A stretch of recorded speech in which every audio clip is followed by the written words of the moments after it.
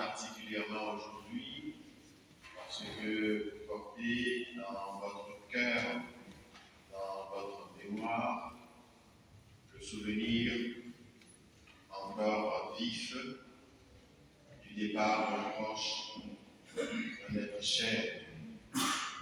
Certains, la communauté chrétienne de Soisy, d'Antilles, vous a accueillis pour vivre avec vous la célébration des funérailles dans cette église ou en Antilles. D'autres, ces célébrations ont eu lieu ailleurs. Vous nous rejoignez ce matin pour confier à la tendresse de Dieu ces personnes qui vivent dans votre mémoire.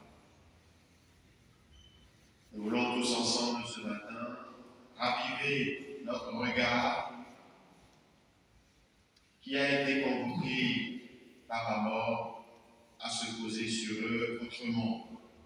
Venons ce matin demander au Seigneur de faire en sorte que ces présences qui ne nous sont plus accessibles charnellement nous soient accessibles spirituellement. Nous voulons que leur présence autrement à nos côtés, nous puissions l'entrevoir, l'accueillir dans la foi. Il y a une expérience qui nous est commune, d'où que l'on vienne, quel que soit le chemin spirituel, philosophique, il y a une expérience qui nous est commune, celle de l'amour. Les personnes que nous aimons, les personnes à qui nous sommes attachés, nous aimerions, comme dit Gabriel Marcel, nous aimerions qu'ils ne meurent jamais.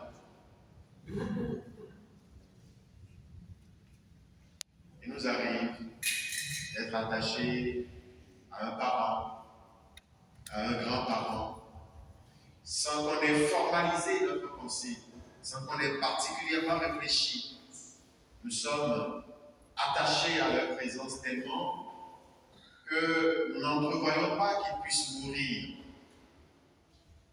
Si bien que ce départ commence pour nous comme une grande règle.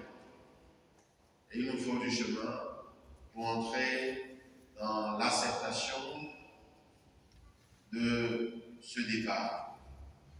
Ceux que nous aimons, nous aimerions qu'ils soient immortels.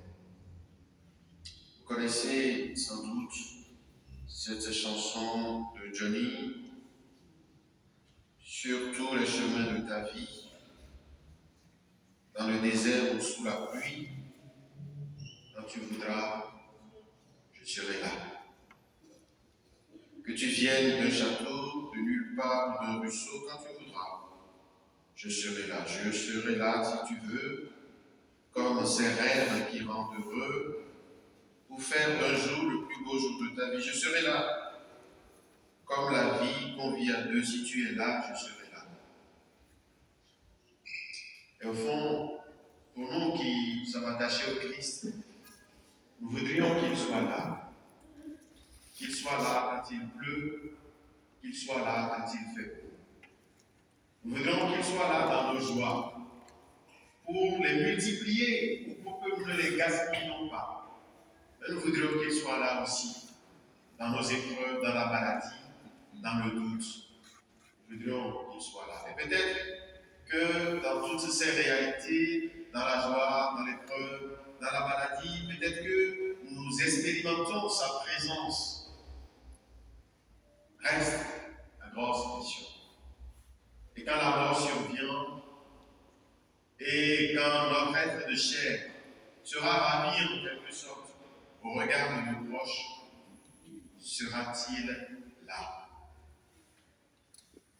Jusqu'où va l'amour de Dieu?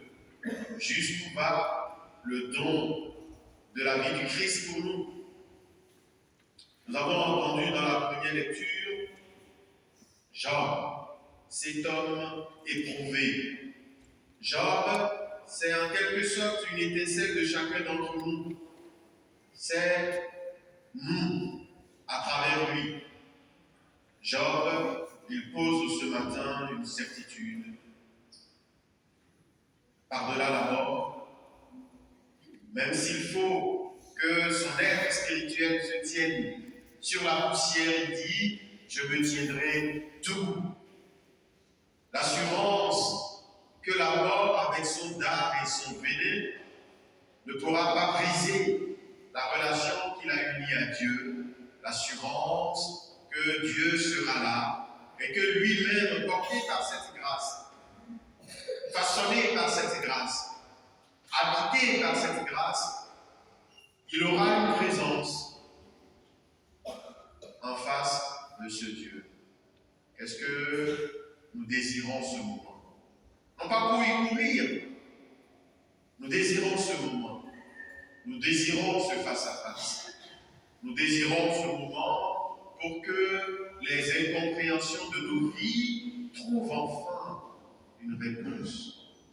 Nous désirons ce moment pour déposer les révoltes de nos cœurs là où nous n'aurons plus besoin de l'exprimer, parce qu'il y aura ce jaillissement apaisant. Nous désirons ce moment où certaines questions plus intimes de nous, peut-être depuis quelques années, pourquoi as-tu pris, disons parfois maladroitement, mais c'est l'expression sincère de notre douleur. Pourquoi m'as-tu pris, mon père, ma mère, mon fils, mon époux, mon épouse? Pourquoi à tel moment?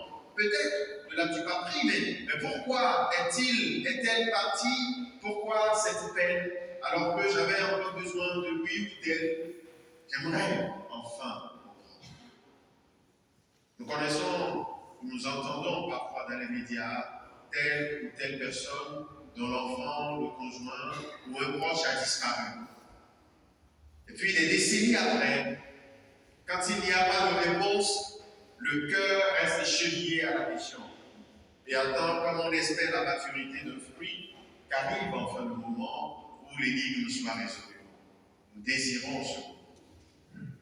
Et aujourd'hui, la première réponse de l'Église, c'est de nous dire qu'il y aura une réponse.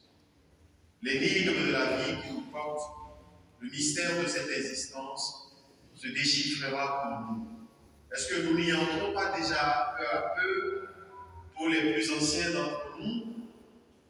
Il y a 30 ans, il y a 40 ans, il y a 60 ans, il y a 80 ans, certaines questions que vous ne compreniez pas, vous les avez saisies. C'était une réalité de la vie. Je me souviens un jour en Afrique, d'être rentré dans un taxi. Pour ceux qui un jour ont été en Afrique, vous savez comment ça se passe. On ne se connaît pas, mais on est frères de secours. Alors un monsieur à côté de moi, il commence à parler. Est-ce que vous êtes marié? Il fallait trouver une question plus heureuse. Elle dit, ben non. Ah, pourquoi?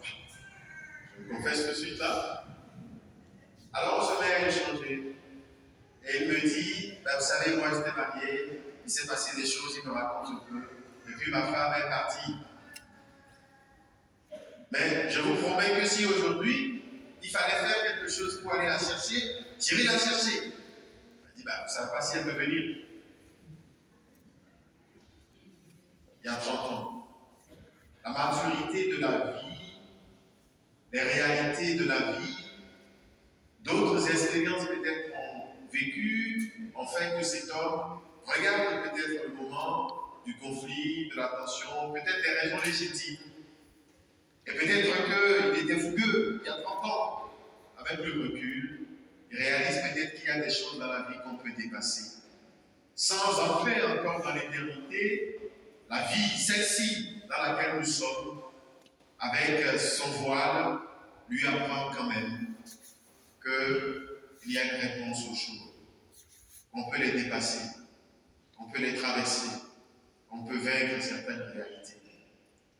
Dans l'évangile que j'ai proclamé tout à l'heure, nous entendons bien Jésus lui-même nous dire, oui, je sais que ces départs de vos proches, la mort d'un être cher, peut vous bouleverser.